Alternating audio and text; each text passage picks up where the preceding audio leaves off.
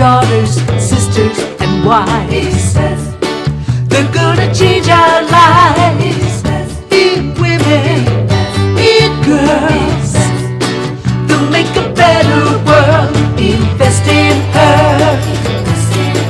Invest in her. Invest in her. And now here's your host, Catherine Gray.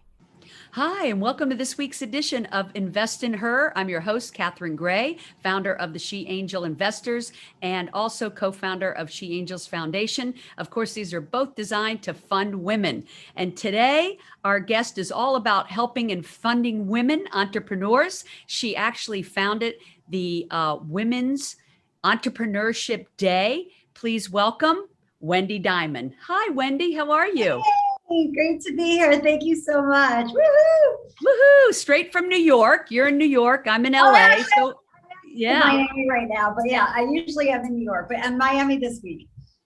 Well, so I'm going to talk to you about, you have 10 best-selling books. You have spoken at the United Nations, at Harvard, all over the world. You have chapters of your organization all over the world to help empower women and help wipe out poverty. And I want to talk all about that, but I always like to get, the background of my guests so we know, how did you get from where you began, which you just shared with me was you were born in Ohio, to now being in New York, Miami, and around the world with your organization. So let's talk about that. You were born in Ohio? Yeah.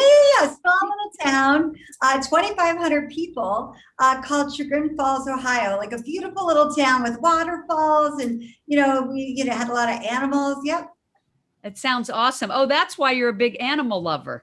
100%. I grew up with dogs, horses, bunnies, like everything. I love that. I love that. The funny thing is, they say everybody's leaving the cities to go to the small towns now. So the small towns are becoming big cities. Right? Yeah. Right? I just feel like the biggest kid in the candy land in New York City. I just love it. Every day I learn. Even now, it just, I think right now is a great time. It's become more affordable, more creative types can come in, and it's going to become like the New York that, that it used to be. I know it was so unaffordable. And then a lot of people left. And now because they left, like it gives a new opportunity for a fresh new group of innovative people to descend upon it. Yeah. I love New York. I lived there for 5 years. It was a dream come true to live there. It's an amazing city, so full of innovation and energy. I just love it. And I'm so glad that all of the cities and small towns are bouncing back now. Tell me, okay, you're a small town girl. How do you end up in New York and these major cities? What's your path to all of this? Well, so growing up in Ohio, I was, very fortunate at a young age to deal with some difficulties, right? I always look at everything's a positive in life, like you learn something. And so when I was young, I grew up in a small town. At that time, my parents went through some troubles. My mother was mentally not, well. And so when I was growing up, a little bit of my life fell apart. Let's just put it that way. And so I had to have 2 jobs and go to high school, but I had cool jobs, so it wasn't that bad. I worked for the biggest music promotion, concert promoter, and I worked at my uncle's club, which was a big club where they had like a lot of big events and stuff. And I was a ballet parker. And so I did that, during high school, but so I couldn't really focus on school. So I had really bad grades, right? Because my whole life fell apart. I had to work, survive.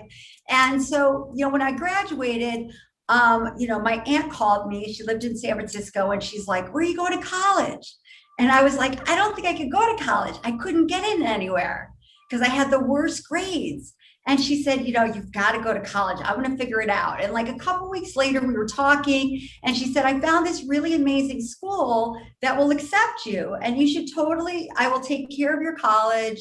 Just pay for your spending money and your books, and we'll figure it out. And you just go to college, take 4 years, figure out your life." And so that's what happened. I ended up finding this little school in Boston, Massachusetts. Well, it was in Chestnut Hill. And it was an old finishing school turned four-year liberal arts school for women. And it was called Pine Manor College. And a lot of really prominent women went there. Like Wallace Annenberg went there. Oh my And like gosh. Ray Rafferty, the woman that ran the Metropolitan Museum of Art, went there. Like a lot of really interesting people went there back in the day, right? And so when I got there, literally most of the school was international students. And so I literally knew this woman whose, like father was president of Indonesia, and like royal family members from like Saudi, and all these kind of interesting women were at this school, right? So I just thought, like, where I grew up, Chagrin Falls, Ohio, was like the greatest place ever, right? Then all of a sudden I meet people from Turkey and Indonesia. I'm like, wait, I didn't even know these countries existed. And so it really propelled me to learn about life and about the world. And so from that, I ended up moving to Istanbul, Turkey after college. With one of my boyfriends. And then from there, I decided to launch my first business because I was working the entire time in college. I had two jobs. I don't drink. I still don't really drink, and I don't do anything. And I'm just kind of a nerd. I just want to work and learn and like all that kind of stuff. So when I went to Turkey, I didn't speak Turkish, so I couldn't really live there, and I didn't want to be with him for the rest of my life. So I ended up starting a business in Russia, and that was my first business when I was 23. And I knew some people that manufactured Armani and stuff like that in Turkey, and I visited them, and I ended up reconnecting with somebody I went to college with from Russia, and we decided to start a business bringing designer clothing to Russia. And that was like in 95, 96, it was during the time when really Russia was just opening up, right? And so I would go to Italy and Turkey, and I'd buy 10 cents on the dollar. I'd buy all the clothes, and I would ship it to Russia in 20-foot containers, SGS inspected, and I started a whole business there with this person from Russia. I did that for about a year and a half. I did pretty well, not knowing what, about money and things like that. I did pretty well, but I felt kind of guilty because you can take a girl out of the country, but you can't take the country out of the girl. I'm still that like really, humble, nice, normal. I feel like I'm normal, but normal to me, person. And it just seeing that, the women lining up for bread, and just like the problems that were going on in Russia at that time, it was just really hard for me. And so what happened was I just decided, I'm going to give this up, and I'm going to I want to move back to the United States. And really, where was I going to go? I just lived in Boston. I just lived in Europe, and so I was like, where am I going to go? And one of my sisters was living in New York. So I decided to go to New York, and that's how I ended up in New York. Oh my gosh, that is quite the story. Usually I'll say, how did you get from Yeah, Ohio to New York? And it's minutes. boring.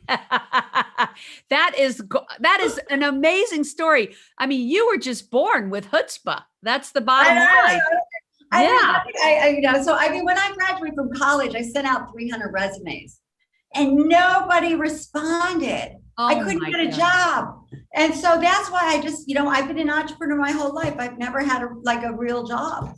And you really do have to have that fortitude to be an entrepreneur, right? Because, as great as it is, as rewarding as it is, it's hard and it's challenging, but it's so worth it, right? And I look back and I'm like, I just feel like, I was just talking to someone today, and I was like, wow, I just feel like the luckiest person.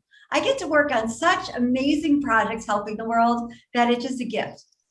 Well, that's an incredible story. Thanks for sharing it, because I'm sure there's some women out there thinking, oh, I have this great idea to, get in the clothing business or whatever. And that's an incredible story. I love. Well, what happened? I mean, everything I've done. So what happened, I'll kind of go into the trajectory of where I am today, And so when I got to New York, it was a big city, and oh my gosh. And, I literally just friended a homeless person that was always at the Plaza Hotel. And every day he'd ask me for money. And I'm like, hey, I just saw McDonald's, his job's opening. And he's like, I made more money sitting here asking for money than I would ever make at McDonald's. Oh, and I was like, and that made me think. And that's where I ended up volunteering for the Coalition for the Homeless. and I went on their van for like 6 months. I would go and feed 1,000 people per week on the van. And I would go and I would literally, get the biggest grin on my face, because it was just, you give this people like a ham sandwich. I'm a vegetarian, so I don't eat that, but a ham sandwich and a milk and an apple, and the smiles on their faces and the gratitude was better than anything, and then I would go home and take a shower and be out with my friends at like a cool restaurant or a cool club or whatever. And I'd be like, God, if they knew what I just did today, right? And that's what inspired me to then like help homeless people. And that's when I went and I did 2 cookbooks with all the celebrities like Madonna and everybody. And I did their favorite recipes called A Musical Feast. And I was on Oprah and like Howard Stern, and we raised hundreds, like $500,000 for homeless, empty the shelters and the Coalition for the Homeless. And I did this whole project. And that really what inspired me even more, that I loved just helping the world, right? I love it. That's beautiful. Yeah. And then ended up, I was alone in New York, right? And I grew up with like animals, and I'm really real, you know what I mean? So I'm not like, a New Yorker where I'm cold and like that kind of thing. I'm like really like deep and real. And I just love like life. And so I ended up, I was like, gosh, I'm going to go and and at that time, my sister was like, you should go go adopt a dog. And I was like, yeah. So I went to the city shelter, and this is, I hate dating myself. This is 1999, right? At 1999, nobody, I'm not kidding you, had dogs in their commercials. Nobody was talking about animal rescue or adoption. And literally, I go to the shelter and I adopt a purebred Maltese and a purebred Russian blue cat. And literally, I come back home and I'm like having the best time with them, and I'm so happy. But I saw how awful the shelter system was, the city shelter system, and it was the ACC. And the city shelter system, they don't get private donations and stuff like that, and they have to accept every dog. They get the worst reputation because they have to take the 3-legged dog, the one-eyed dog, all the shelters that are, privately funded, they can choose. I want just like cute little dogs because it's easy to adopt, right? And so when I started doing my research, I realized there were 12 million animals euthanized a year. And I was like, why is nobody talking about this, right? And nobody was. So from my experience in doing those cookbooks with Madonna and Aerosmith and all the celebrities, I was like, wow, if I bring celebrities and pop culture, right? Because I did the cookbook of that and I knew, pop culture. And so bring to the animal rescue world, I knew you teach everyone, you could adopt any breed, any size, any age, right? And that to choose to adopt versus buy. And that's how I created Animal Fair Media, fairness to animals, with a little play on Vanity Fair, right? But so we always put a like my first cover was, what was her name? Oh yeah, Renee Zellweger and her dog on the cover. And I created the first media company, and I created the very first pet fashion show in history called Pause for Style. I coined the term Yappy Hour, 10 books out, 5 TV shows, 3 Guinness World Records. I was on the Today Show once a month. I had a primetime show on CBS called Greatest American Dog. And then my whole life fell apart. I got a stalker. And I raised millions of dollars for animal rescue. I donated a wing to the Humane Society. And then I get a crazy stalker that like literally ruined my whole life. I smile about it, but it was really tough. You know what I mean? It was like I was at the high. Resilience is amazing. And you know what? I'm so glad you're telling this story, because on the good, happy part of the story that you're telling is it's so true. If you just do what you love, everything falls into place and brings you joy. I mean, look at the joy it brought you to raise all that money and bring it into pop culture. And it's the greatest gift in the world. I mean, it's like, to know, so many people every day is like, thank you for inspiring me to adopt a dog. Thank you. You know what I mean? Because of you, I did this. Or you look at the people like Howard Stern and Beth Stern bought their dog. And then they started coming to our animal rescue events that inspired them to start supporting the North Shore Animal League, so there's a lot in the history of what, I created that really has changed the world. Right. And so, I don't take all the credit, because now 2 million animals are euthanized here. It's way down. Yeah. And so it's really exciting. That's incredible. Yeah. And And so, it's incredible. It just goes to show how one person can make an impact. And not to say you didn't rally the troops and get a lot of people behind you, because it takes a village, but it does take a ringleader to get the ball rolling. So that's amazing. yeah. The stalker, I take it, So as that's what horrible happened. as So it anyway, was, like, yeah, so I ended up like my whole life, it was like going really well, right? right. And then, and then Did it make you shift what you were focused on? Like, how did you shift into the women's entrepreneur? yeah, I'm gonna go through it. So then I ended up getting, I finally can smile and talk about it because I remember like 4 or 5 years ago, someone would have asked me to speak and I'd bring it up and I'd start hysterically crying, right? Because my whole life, I invested my whole life in creating what I did in the animal rescue world, right? And I mean, literally 2 decades, right? And then all of a sudden, one person can create 50 anonymous email addresses to defame and slander you, and your whole life can fall apart, right? But I look back on that and I'm like, it was the greatest gift. It took me a lot of years to figure that out, right? But anyway, so I ended up at that time when that all happened, my father got really ill. So I ended up going back home to Ohio, taking care of my father. That was really great because I could, had solace with everything and forgave everything that happened in my past. It was really phenomenal. And one thing I said to my dad, I was like, thank you for being so crazy. Because if you weren't so crazy, I wouldn't be who I am today, So it's like really like one of those things, And so then it ended up when he passed away, I ended up making a commitment to myself because I'm a Virgo. I'm super passionate. And so when I get into something, I really just get into it and I love it and I could work 24 hours a day and do it. That I would, give myself and travel to 2 new countries a year for the rest of my life. And so because of that, I ended up calling, Amex, where can I fly? I have all these miles. They said, oh, Honduras. It's the only place you can fly to for free, on miles. And I'm like, okay, I'll go. And I didn't realize it was the murder capital of the world, but I ended up going anyways, because I'm not hanging out with the drug dealers that are causing the murder capital. And so I ended up going to Honduras on vacation. And from there, I was at a boutique hotel in the jungle, and I was watching birds for 2 days with all these people from England that are bird watchers. And I was like, oh my God, I'm gonna go cuckoo myself if I don't get out of here and do something else. And all those people from England are willing to risk their lives to watch these rare birds that are in, Honduras, and I was like, ah. And so anyways, ended up the guy from the hotel was like, there's an organization that gives microloans to poor women. Why don't you go? It's a couple-hour drive. It's safe. I know the development director. Go check it out. And I'm like, sure, I love adventure. And so I ended up, taking that journey, learning all about the stats of women in business and about the microloans. 1% of venture dollars at the time were going towards women founders.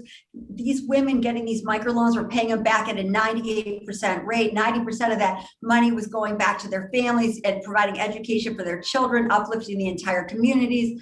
When women are empowered in business, they have, self-confidence and dignity. They don't allow human rights violations. Like all this stuff was going in my head and learning and through this journey. And I ended up, meeting all these phenomenal women. I was supposed to spend 3 hours. I spent days on a dirt floor, and I met these women getting these $100 microloans. And these women were making like $1 a day, you know what I mean? And one woman was 72 years old. She had 3 little kids. I'm like, how'd you have these little kids? And she said, her daughter passed away. The husband ran off, and she was responsible for her 3 grandchildren. And Adelante, this organization in Honduras that has this amazing program providing these microloans, gave her $100. And she opened up one window in her 1-room hut, with a dirt floor, and was selling Cokes and toothpaste, and was able to spend $1 a month for those kids to go to school. And each story was like that, And so that's what inspired me, to say, wow, I'm going to do what I did in the animal world by simplifying the message, because everybody in the world wants to help, right? So if you knew you could adopt any breed, any size, any age, you would choose to adopt and buy, right? Well, the same thing, I said, my God, if we could create like just a simplified movement in the women's world to teach everyone that, if you can empower women in business, we can alleviate poverty. Because one of the stats I learned were 250 million girls were living in poverty. Right. And so I was like, whoa, when I went back to New York, I was excited again. I was like, I'm going to create a day in the world right? Because if you create a day, people start talking about it, right? So I created Women's Entrepreneurship Day, and I got Governor Cuomo of New York and Mayor de Blasio to proclaim the day. And then I went to all my friends around the world. And I was mentioning you, like during college, I met all these people and all that. And I said, who, all around the world, I went, who in your country is the greatest person to represent our movement to bring governments, business leaders, civil society together to collaborate to find solutions to uplift women in business. So we created toolkits and made it really easy for people to make impact and create our movement. And that's how we created Women's Entrepreneurship Day and how we created our organization that's now in 144 countries. That's amazing. And you have actual live events. Is it in New York and LA? Yeah. Oh, no. All over the world. All over the world. Yeah. So what I did, so think about TED, TED Talks. TED Talks are where people speak about ideas and themselves. Yes. Instead, we bring governments, business leaders, civil society together to collaborate to find solutions to uplift women in business. Wow. So now we're recognized every year by Congress. And and put in the congressional record, and we have events. We have a big event every year at the United Nations, and then everybody has events at each. Anyone who's our ambassador that represents our movement and has our toolkit and blah blah blah. They have that, and so they can do it in their own countries and everything. So that's when I say we're celebrated in 144 countries. November 19th, which is the official day. All the world, you'll see, if you Google it, you'll be like, holy cow, so we're like in Botswana, we're in Mongolia, we're in Saudi Arabia, we're in Honduras, we're all over the world. That is amazing. What is the website that everybody can visit to learn about that and participate? womenseday.org. So womenseday.org. Love it. womenseday.org. I'm sure we'll put that on the screen. This is incredible. Your life is just one amazing story. I can see why you wrote 10 books, although most people have a hard time writing one. So I'm totally. My books were like how to train your boss to roll over, or like how to understand men through their dogs, humor books, right?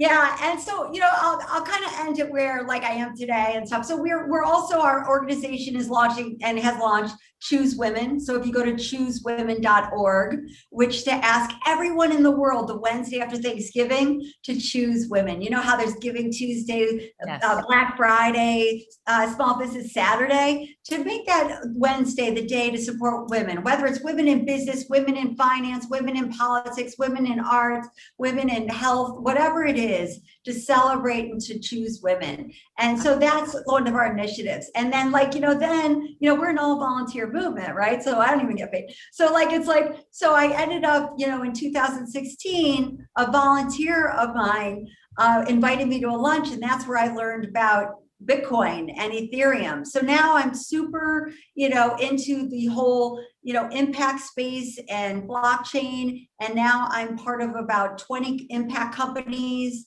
and 4 funds. And we're working on literally changing the world, whether it's working on the largest regenerative farming project in the entire world in India with 6 million farmers, or working on energy and so forth. So now I just feel like, working on just really amazing, programs that are really helping and empowering women around the world. I love that. And I remember you're on the board of Global Women in Blockchain, who we just had on the show.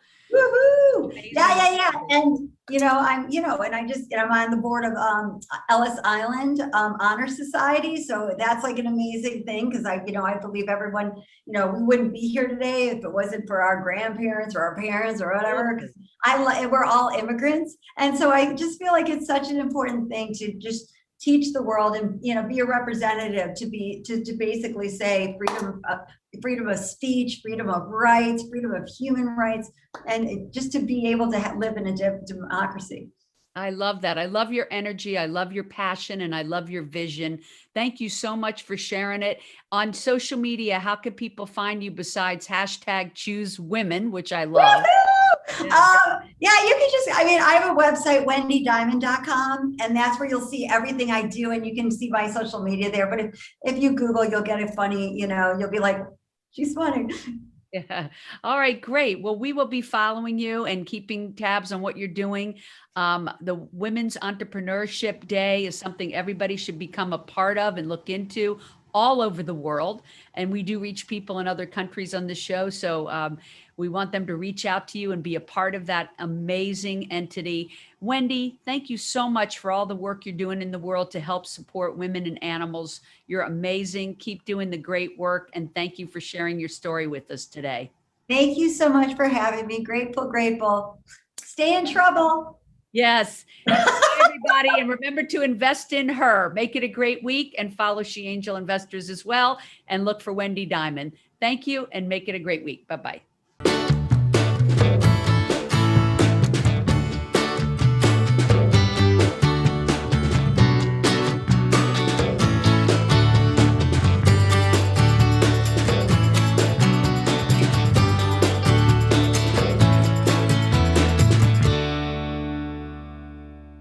Our theme music was created and produced by Lindsay Tomasic.